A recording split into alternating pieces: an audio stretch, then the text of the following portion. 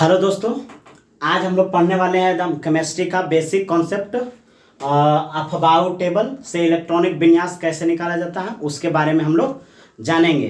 तो सबसे पहले इस चैनल पर नए आए हैं तो आप सबसे पहले बेल आइकन को प्रेस कर लीजिएगा, सब्सक्राइब कर लीजिएगा और ज़्यादा से ज़्यादा शेयर कर लीजिएगा। आज जो है बिल्कुल आसानी ढंग से आपको हम इलेक्ट्रॉनिक विन्यास सिखा देंगे।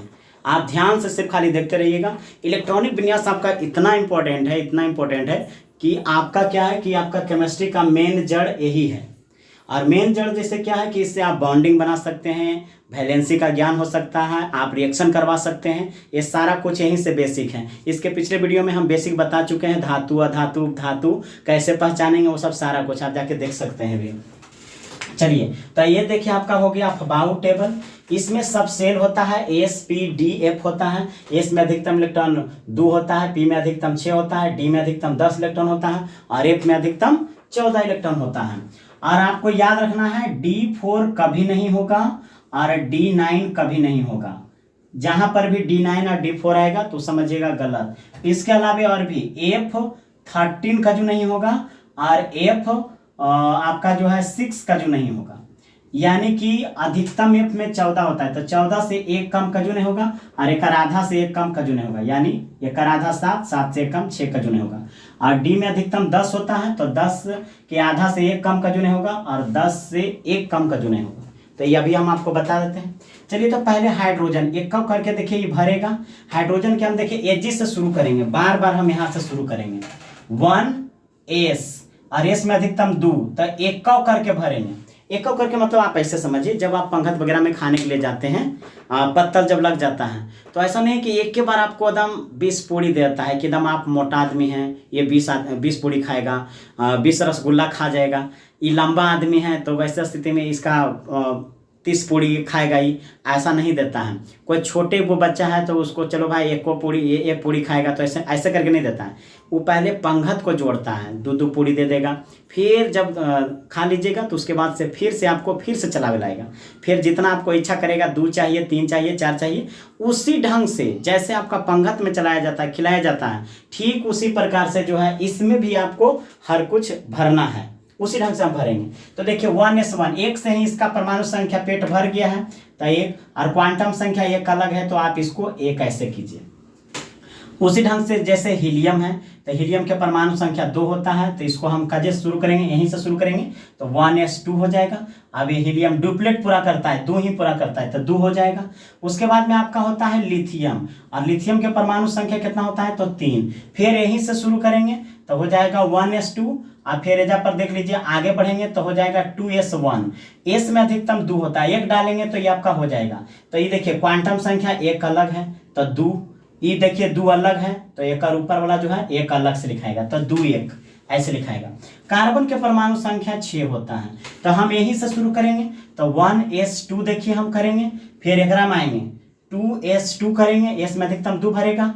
अब देखिए इसमें चले जाएंगे, इसमें नहीं, यहाँ से ऊपर से देखिए एरो मारा हुआ है तो यहाँ पर हो जाएगा 2p, और p में अधिकतम 6 इलेक्ट्रॉन अटता है, लेकिन 2 दे देंगे, एक करके 2 देंगे तो आपका कार्बन 6 हो जाएगा। देख लीजिए अब इसको हम लिखेंगे कैसे, तो 1 है ये अलग क्वांटम संख्या तो एक माथवा पर वाला अलग से लिखिए, और ये दोनों एक जैसा है तो ये दोनों जोड़ के लिखिए तो 2 और 2 देखिए आपका 4 हो गया।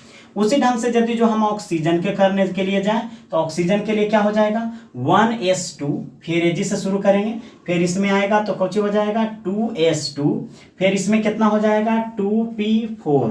अब देखिए p में अधिकतम 6 अटता है लेकिन 4 देने से आपका 8 हो जा रहा है। तो देख लीजिए क्वांटम संख्या 1 तो ये अलग है तो इसका 2 अलग रखेंगे, और ये दोनों एक जैसा है तो एजा पर हो जाएगा 6, तो एजा हम 6 कर दिए। आगे जैसे वो सोडियम के भी देख लेते हैं। सोडियम के कितना होता है परमाणु संख्या तो 11। अब देखिए 1s2 2s2 और हो जाएगा 2p6। अब देखिए 6 4 10 से हुआ है। उसके बाद में आपका 3s में जाएंगे तो 3s1 कर देंगे तो आपका हो जाएगा 11। देख लीजिए 6 4 10 और 1 11। तो देखिए इसी ढंग से भरेंगे तो क्वांटम संख्या 1 अलग है तो ये 2 अलग होगा, ये दोनों एक जैसा है तो 6 और 2 8 हो जाएगा, और 3 देखिए अलग वाला है तो ये 3 अलग वाला आप लिखिएगा तो 2 8 और 1 हो गया है। देख लीजिए कैसे हुआ। चलिए वो और भी हम देख लेते हैं, जैसे क्लोरीन है तो क्लोरीन के परमाणु संख्या 17 होता है, ठीक। तब फिर हम यहीं से करेंगे तो ये हो जाएगा, देखिए 1s2 2s2 2p6, देखिए 1s2 2s2, अब फिर यहाँ जाएंगे 2p6 और फिर हो जाएगा 3s2, तो देखिए 3s2 और उसके बाद में फिर हम 3d में जाएंगे, नहीं फिर 3p में जाएंगे। देख लीजिए यहाँ पर 3p है, तो 3p और कितना देंगे तो आपका हो जाएगा 6 4 10 2 12, 12 और 5 एजा 5 देंगे तो आपका हो जाएगा। अब देख लीजिए एक वाला क्वांटम संख्या अलग है तो ऊपर माथवा पर वाला अलग लिखिए, ये दोनों एक जैसा है तो 6 और 2 कितना हो जाएगा तो 8 हो जाएगा, ये 3 3 एक जैसा है तो 5 और 2 कितना हो जाएगा तो 7 हो जाएगा। तो हो गया आपका 2 8 और 7। चलिए हम यहाँ से जान लेते हैं कौची कौची निकाले जानेंगे कि वैलेंसी, ये देखिए आपका VALENCY, वैलेंसी मतलब होता है संयोजकता, तो ये देखिए आपका हो गया संयोजकता। उसके बाद में हम क्या निकाले जानेंगे वैलेंस इलेक्ट्रॉन, ये वैलेंस इलेक्ट्रॉन को हिंदी में क्या कहेंगे तो वैलेंस इलेक्ट्रॉन को हिंदी में कहेंगे संयोजी इलेक्ट्रॉन, ये देखिए आपका हो जाएगा संयोजी इलेक्ट्रॉन, ये हो जाएगा आपका देखिए संयोजी इलेक्ट्रॉन, संयोजी इलेक्ट्रॉन। और फिर वो हम लोग क्या जानने वाले हैं कोर इलेक्ट्रॉन, ये देखिए कोर इलेक्ट्रॉन, कोर इलेक्ट्रॉन जानेंगे, कोर इलेक्ट्रॉन, ये देखिए आपका CORE, ये देखिए आपका हो जाएगा कोर इलेक्ट्रॉन, कोर इलेक्ट्रॉन, 3 चीज जानेंगे। अब यही 7 चीज बच्चा को जिसको नहीं समझ में आता है तो वो लोल रहता है, कहता हमको केमिस्ट्री नहीं बुझाया, हमको समझ ही नहीं आया। कहाँ से समझ में आएगा, ये आपको ना तो आप इलेक्ट्रॉनिक विन्यास आता है, अच्छा कितना बच्चा के ये भी होता है इलेक्ट्रॉनिक विन्यास आता है भी, लेकिन वो बार बार ही टेबल बनाएगा, उसको ध्यान में है ये नहीं है कि 1s को इसको कंप्लीट कर ले, 1s इतना कंप्लीट, फिर 2s ऐसे कंप्लीट कर लेंगे, 2s 2p, फिर 3s 3p 3d ऐसे करके, मतलब ऐसा जो होता है 1s 2s 2p 3s 3p 4s 3d 4p 5s ऐसे करके आपको पूरा द माइंड में सेट होना चाहिए। ऐसा नहीं कि हाँ कह दिया आयरन के बताओ कि कितना होता है इलेक्ट्रॉनिक विन्यास सेल से, तो आप कहते हैं कि कितना, अच्छा करके बताते हैं और करके बताएगा और उतना देरी लगाएगा तो थोड़ा से सवाल बन जाएगा। तुरंत आपको बताना है 2 8 14 2, आपका तुरंत माइंड में सेट होना चाहिए। और उससे जल्दी जो आप इसको पढ़िएगा तो केमिस्ट्री के आपको रिएक्शन भी आएगा, आपका बॉन्डिंग भी आएगा, कोई कहीं पर कोई दिक्कत नहीं होगा, आप बॉन्डिंग बना सकते हैं। बॉन्डिंग, बॉन्डिंग मतलब जैसे क्या हुआ, बॉन्डिंग मतलब जैसे मीथेन का बना रहे हैं बॉन्ड, तो ये देख लीजिए आपका देखिए यहाँ पर जरूरत पड़ेगा, बाह्यतम कक्ष में देखिए आपका हाइड्रोजन है और कार्बन के बाह्यतम कक्ष में 4 है, देख लीजिए इधर देखिए कार्बन के बाह्यतम कक्ष में 4 है। अब बॉन्ड कैसे बनाएगा, हाइड्रोजन ड्यूप्लेट पूरा करेगा तो देखिए 60 के लेगा, ये देखिए 60 के लिया, ये देखिए 60 के लिया और ये देखिए 60 के लिए, और 60 के ही लेना है, 60 के जैसे नहीं लीजिएगा तो आपका गलत हो जाएगा, इसलिए 60 के लेना है। कार्बन जैसे हाइड्रोजन 60 के लिया है तो कार्बन भी आपका 60 के लेगा हाइड्रोजन से, तो ये देखिए दिया है सबके एक को तो सबसे एक ले लिया है। अब कार्बन अष्टक पूरा करता है और हाइड्रोजन ड्यूप्लेट पूरा करता है, तो एक जोड़ा इलेक्ट्रॉन के साझा किया तो सिंगल बॉन्ड से बनाएगा, आपका सिंगल बॉन्ड बन जाएगा। तो देखिए कार्बन एजा सिंगल बॉन्ड H, एजा H, एजा H और एजा H, देखिए कितना आसान लगेगा। लेकिन यही चीज आपको जब नहीं आएगा कि बाह्यतम कक्ष में कितना इलेक्ट्रॉन है, वैलेंस इलेक्ट्रॉन जब आपको नहीं आएगा तो आप क्या बनाइएगा, आपसे बनवे नहीं करेगा। तो चलिए हम जान लेते हैं वैलेंसी कैसे निकालेंगे और वैलेंस इलेक्ट्रॉन कैसे निकालेंगे। धातु और अधातु और उपधातु पहचानने के लिए हम बताए हैं पिछले वीडियो में कि यदि किसी तत्व के बाह्यतम कक्ष में 1 2 3 इलेक्ट्रॉन रहेगा तो धातु रहेगा, यदि किसी तत्व के बाह्यतम कक्ष में 5 6 और 7 इलेक्ट्रॉन रहेगा तो वो आपका अधातु होगा, और यदि किसी तत्व के बाह्यतम कक्ष में 4 इलेक्ट्रॉन रहेगा तो वो उपधातु के श्रेणी में रखा जाता है, उपधातु के श्रेणी में। अब आगे कहेगा सर 8 रहेगा तो 8 वाला तो निष्क्रिय हो जाएगा, और निष्क्रिय वाला जितना भी तत्व है वो सबको अधातु के श्रेणी में रखा गया है। चलिए आपको समझ में आ गया होगा। अब जानते हैं वैलेंसी कैसे निकलेगा, तो यदि किसी तत्व के बाह्यतम कक्ष में, ध्यान से सुनिएगा, यदि किसी तत्व के बाह्यतम कक्ष में 1 2 3 एवं 4 इलेक्ट्रॉन रहेगा, यदि किसी तत्व के बाह्यतम कक्ष में 1 2 3 और 4 इलेक्ट्रॉन रहेगा तो उस तत्व का वैलेंसी वही हो जाएगा, याद रखिएगा। तो जैसे 1 देखिए है तो वैलेंसी 1 हो गया, ये हीलियम को छोड़ देना, हीलियम निष्क्रिय है, ये हीलियम निष्क्रिय है, ड्यूप्लेट पूरा करता है, 0 होगा इसका वैलेंसी। इसका देखिए 1 होगा, इसका देखिए 4 होगा, इसका देखिए 1 होगा, ये सब देख लीजिए 1 2 3 4 मिलेगा तो उस समय का वैलेंसी सबका वही हो जाएगा। लेकिन यदि जो किसी तत्व के बाह्यतम कक्ष में 5 6 7 एवं 8 इलेक्ट्रॉन रहेगा तो उस तत्व का वैलेंसी निकालने के लिए हम क्या करते हैं, 8 में से इन सारे अंकों को घटाते हैं। 8 में से इन सारे अंकों को हम क्या करते हैं, घटाते हैं और घटा घटा के निकालते हैं। तो देख लीजिएगा यहाँ देखिए 6 है ना, तो इसका वैलेंसी निकालने के लिए ऑक्सीजन के हम क्या करेंगे, 8 में से 6 घटा देंगे तो ऑक्सीजन का वैलेंसी 2 आएगा। ये देखिए हो जाएगा। ये जब देखिए क्लोरीन का वैलेंसी निकालना है तो 8 - 7 करेंगे तो इसका वैलेंसी कितना आएगा, तो 1 आएगा। तो देख लीजिए आपका 1, वो भी माइनस में रहेगा। ये देख लीजिएगा, ये अष्टक पूरा करने के लिए 8 पूरा करेगा तो जो लेगा वो अधातु की श्रेणी में आता है और जो देगा वो धातु की श्रेणी में आता है। जो लेगा अधातु और जो देगा धातु की श्रेणी में आता है। चलिए ये वैलेंसी आपको समझ में आ गया होगा कि वैलेंसी कैसे निकलता है। तो चलिए वैलेंसी खत्म हो गया, आपको बार बार इसको रिपीट करके देखिएगा कि हम कैसे बताए हैं। अब इसको निकालना, वैलेंस इलेक्ट्रॉन कैसे निकलेगा। वैलेंस इलेक्ट्रॉन कहते किसको हैं, वैलेंस इलेक्ट्रॉन क्या होगा कि इसको बाह्यतम, यदि किसी तत्व के बाह्यतम कक्ष में जितना इलेक्ट्रॉन रहेगा वो उसका वैलेंस इलेक्ट्रॉन हो जाएगा। जैसे हाइड्रोजन के 1 है तो हाइड्रोजन का वैलेंस इलेक्ट्रॉन 1 हो गया। जैसे लिथियम के 1 है तो 1 हो जाएगा। कार्बन के 4 है तो 4 हो जाएगा। ऑक्सीजन के 6 है तो 6 हो जाएगा। इसका सोडियम के 1 है तो 1 हो जाएगा। क्लोरीन के 7 है तो 7 हो जाएगा। मतलब जो जितना बाह्यतम कक्ष में रहेगा वही उसका वैलेंस इलेक्ट्रॉन हो जाएगा। चलिए आपको बढ़िया समझ में आ गया होगा कि वैलेंस इलेक्ट्रॉन कैसे निकाला जाता है। तो यदि किसी तत्व के बाह्यतम कक्ष में जो जितना इलेक्ट्रॉन रहेगा वही उसका वैलेंस इलेक्ट्रॉन हो जाएगा, यानी संयोजी इलेक्ट्रॉन हो जाएगा। उसके बाद से हम लोग जानते हैं कोर इलेक्ट्रॉन कैसे निकालेंगे। कोर इलेक्ट्रॉन निकलेगा कैसे, तो कोर इलेक्ट्रॉन कैसे निकलेगा, वैलेंस इलेक्ट्रॉन को छोड़ करके आयकर पिछुआनियां देने वाला जितना भी इलेक्ट्रॉन बच जाता है उस सब को जोड़ देंगे और वो सब के जोड़ देंगे, आपका कोर इलेक्ट्रॉन निकल जाएगा। जैसे मान लीजिए वैलेंस इलेक्ट्रॉन सोडियम के निकालना रहेगा हमको कोर इलेक्ट्रॉन, तो वैलेंस इलेक्ट्रॉन 1 है तो पिछुआनियां देने वाला जोड़ दीजिए, 2 + 8 = 10। इसका मतलब ये होगा सोडियम का कोर इलेक्ट्रॉन 10 हुआ।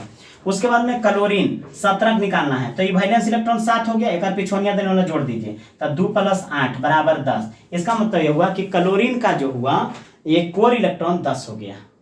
तब वैलेंस इलेक्ट्रॉन को छोड़ करके देखिए अभी कार्बन के बाह्यतम कक्ष में 4 इलेक्ट्रॉन है तो इसको छोड़ देंगे तो कोर इलेक्ट्रॉन 2 हो जाएगा। इसको छोड़ देंगे तो कोर इलेक्ट्रॉन 2 हो जाएगा। इसको छोड़ देंगे तो कोर इलेक्ट्रॉन 2 हो जाएगा। इसका मतलब यह है कि वैलेंस इलेक्ट्रॉन को छोड़ देंगे और बाकी के जो पिछुआनियां देने वाला रहेगा, पीछे देने वाला जो इलेक्ट्रॉन रहेगा उन सबको हम क्या करेंगे, जोड़ देंगे। तो वो जोड़ देंगे तो वो आपका हो जाएगा कोर इलेक्ट्रॉन। चलिए आपको समझ में आ गया होगा वैलेंस इलेक्ट्रॉन और कोर इलेक्ट्रॉन। चलिए D4 और D9 वाला एक आध दो एग्जाम्पल देकर के हम आपको बता देते हैं कि कैसे D4 और D9 नहीं होता है। तो आप देख सकते हैं यहाँ पर स्क्रीनशॉट ले सकते हैं, देख सकते हैं, या फिर इसको रिपीट करके देखिएगा। हम इसको मटार दे रहे हैं।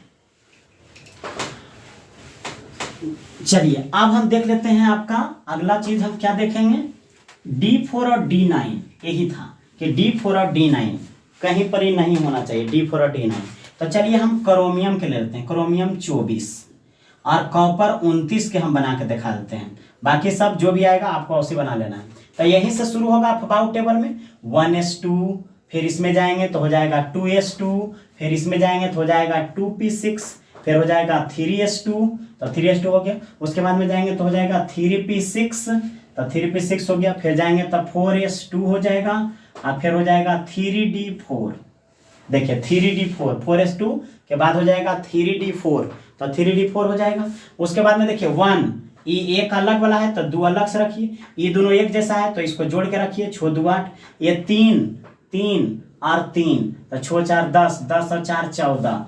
अब देख लीजिए पहले, लेकिन ये D4 अभी बोले हैं कि नहीं होगा, तो D4 नहीं होगा तो इसको हम क्या करेंगे, एक वो आगे बढ़ा देंगे, यानी एक बढ़ा के ले लेंगे और ओकर पिछुआनियां देने वाला में से एक वो घटा के रखेंगे। अब देखिए सही हो गया, ऐसे करना है।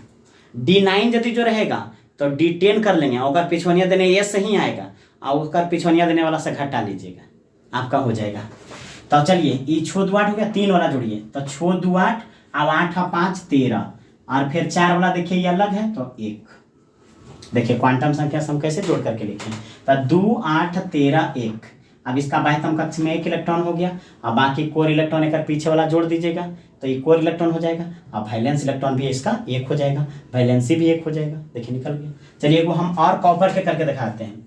तो 1s2, देखिए ये ऐसे शुरू कैल है, यहाँ से ही करना है। 1s2, 2s2, 2p6, 3s2 और 3p6, फिर करेंगे 4s2 और फिर 3d9।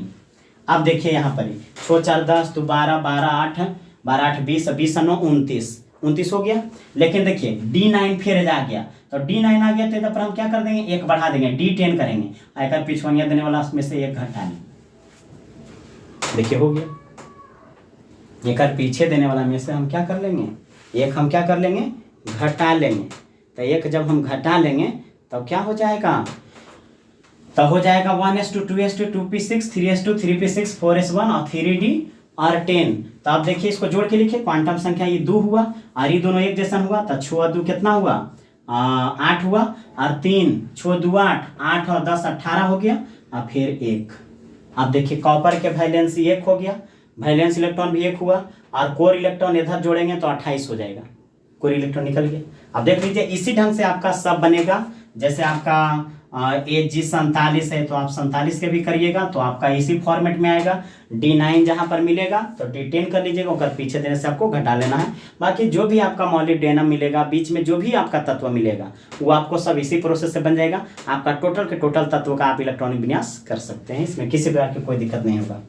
चलिए इलेक्ट्रॉनिक विन्यास यदि जो आप कंप्लीट कर लीजिएगा तो उसके बाद से हम जानेंगे इलेक्ट्रॉन, प्रोटॉन, परमाणु, द्रव्यमान क्या होता है, परमाणु भार क्या होता है, दोनों में क्या अंतर होता है, ये सब जानेंगे। इलेक्ट्रॉन की संख्या कैसे निकलेगा, प्रोटॉन की संख्या कैसे निकलेगा, और न्यूट्रॉन की संख्या कैसे निकलेगा, ये सब जानेंगे। जब तक कि आपको क्या करना है, ज़्यादा से ज़्यादा मतलब कि आप शेयर कर लीजिएगा ये आप अपने दोस्तों के पास, ताकि वो भी पढ़ सकता है, आप उसको भी बता सकते हैं। चैनल को सब्सक्राइब कर लीजिएगा, बेल आइकन को दबा लीजिएगा। जब तक कि आपको हंसते रहिए, मुस्कुराते रहिए और देखते रहिए आपका लक्ष्य एजुकेशन, जो आपका अपना यूट्यूब चैनल है। और मिलते हैं आपको नेक्स्ट वीडियो में, जब तक कि आपका bye bye, tata, thank you.